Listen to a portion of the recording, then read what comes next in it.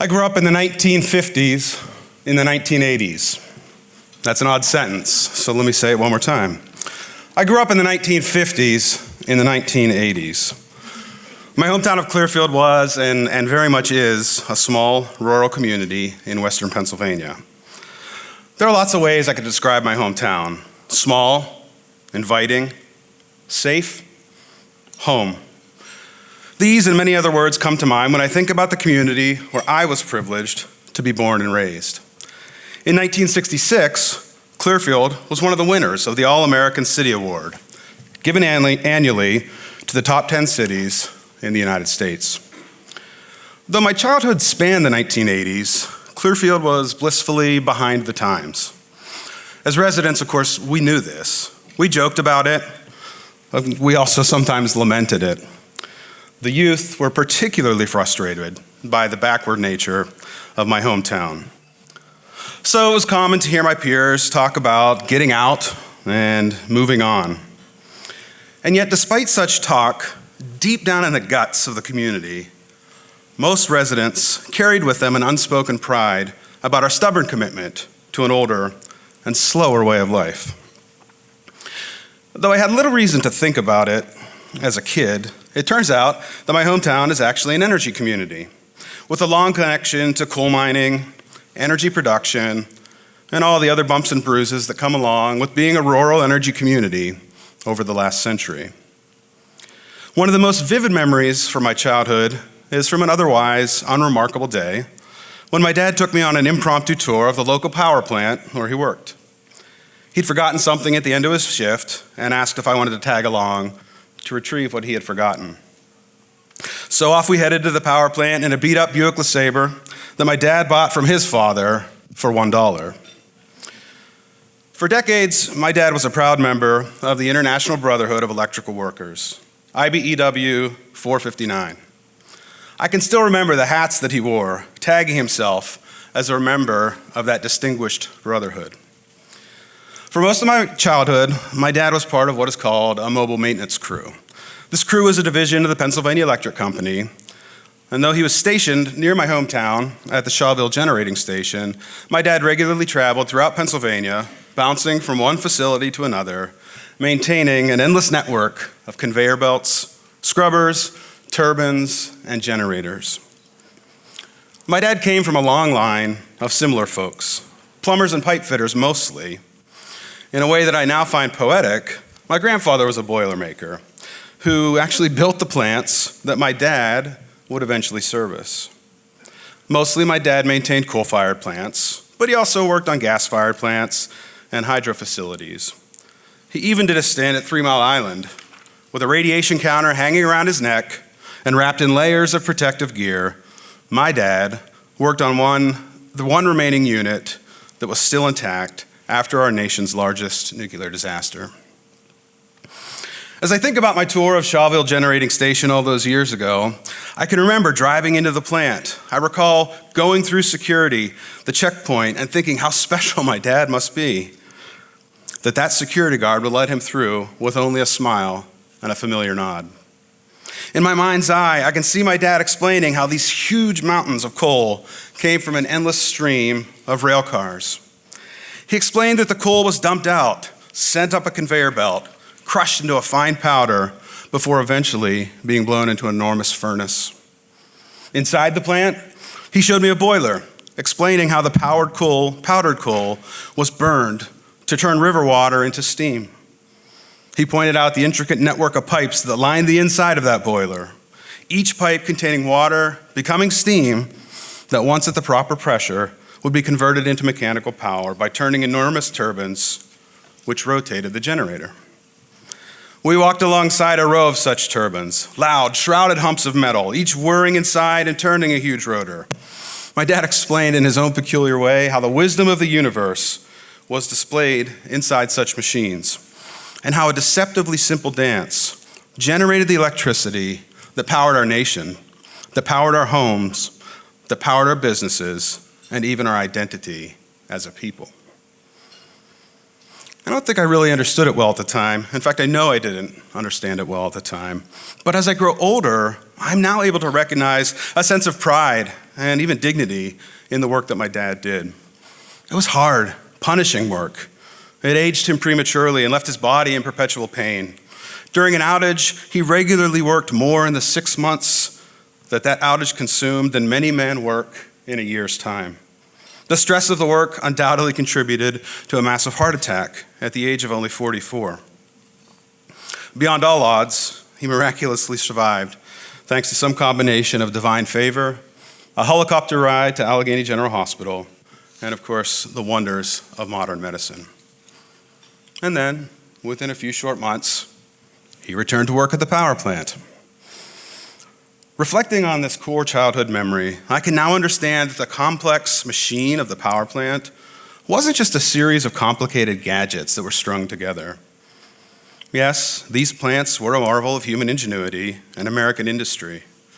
But more fundamentally than that, I've come to recognize that the power plants that my father dutifully maintained stood as a tangible manifestation, an industrial monument of sorts to an entire way of life. In my early 20s, I moved away from Clearfield County, never imagining that I would one day work to help bring about a just energy transition. Yet somehow, nearly 4 decades removed from my first impromptu power plant tour, I find myself, strangely, working to prepare communities to participate in the future of energy production and innovation. For the last decade and a half, I've lived just north of Pittsburgh in the Rust Belt community of Beaver County, Pennsylvania. Beaver County is ground zero in all things related to the energy transition. We're home to the first nuclear plant in the nation. We recently experienced the closure of the Bruce Mansfield power plant, which is now being rapidly converted into a gas-fired facility that will power a data center. Because we sit atop the Marcellus Shale Formation, we're surrounded by numerous fracking operations. This, of course, also means that we're central to conversations about future hydrogen hub development. Since 2011, we've become home to Shell Polymers, one of the largest American industrial facilities built in recent memory. And we're home to a network of pipelines that travels under our feet, delivering petrochemicals throughout the region and beyond. As executive director of a nonprofit organization called RiverWise, I've spent most of the last 15 years trying to understand how places like Clearfield and Beaver County can come to terms with the many changes that a national energy transition is producing. For me, much of that work focuses on rebuilding the social fabric of my community so that it can become a more resilient, less dependent community, less dependent on outside forces, and better able to exercise agency over its own future.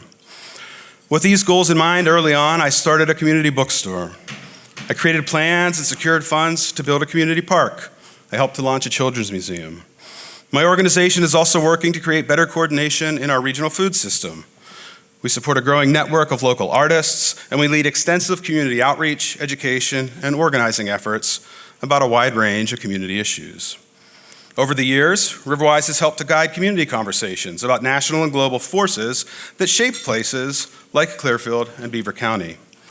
We've produced documentaries, first about the building of Shell's $15 billion ethylene cracker facility in the heart of our community.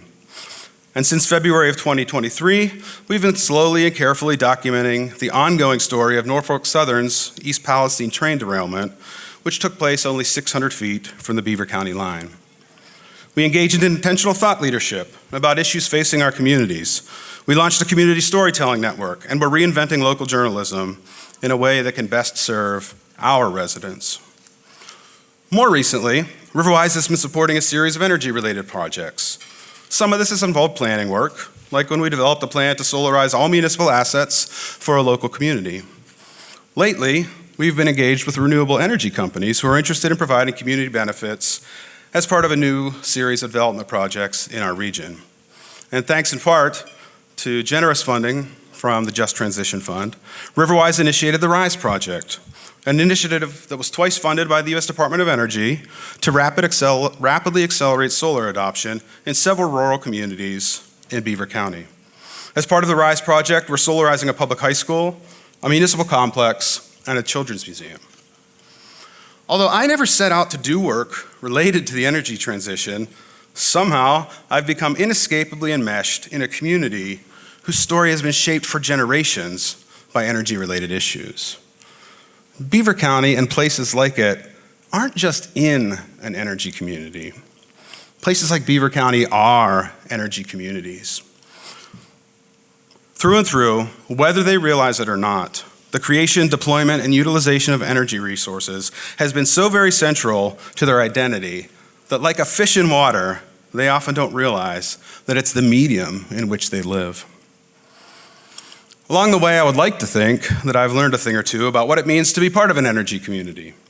Many of those learnings have come through failure, pain, and even embarrassment.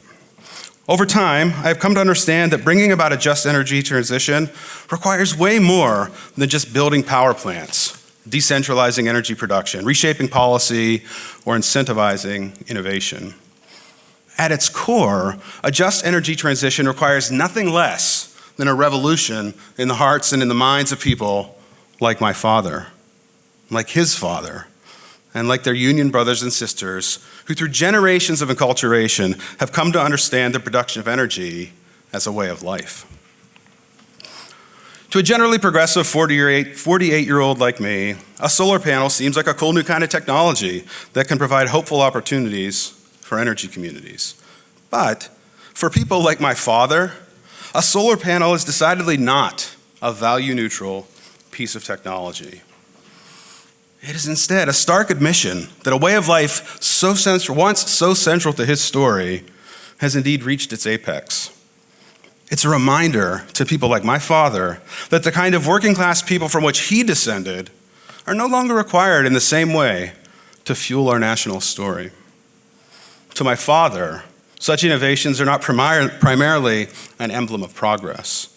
They are instead monuments of loss, not beacons of hope, but harbingers of the end of an identity.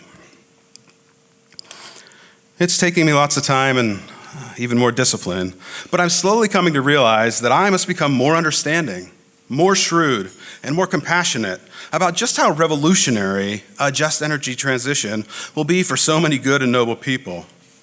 People like my dad, like my uncle, and my brother, who followed in my dad's footsteps and now works at those same power plants my dad once maintained. I've come to realize that one of my primary jobs in this growing movement is to enliven their imagination and to fuel their desire for something different. One way or another, I'm convinced that an energy transition will happen. In fact, as you all understand, it's already well underway. For me, the most important question is whether such a transition will happen to communities like mine or with communities like mine. In my humble sphere of influence, I'm doing what I can to ensure that it's the latter of those two options. I'm working hard to remind others that this important work requires all of us, those who understand solar technology and those who understand how a turbine works, those who see the urgency and also, yes, those who feel the loss. Because ultimately, a just transition isn't only about changing what powers our grid, it's also about ensuring that this transition powers our communities into fuller, more vibrant, and healthier places where all residents can thrive for generations yet to come. Thank you.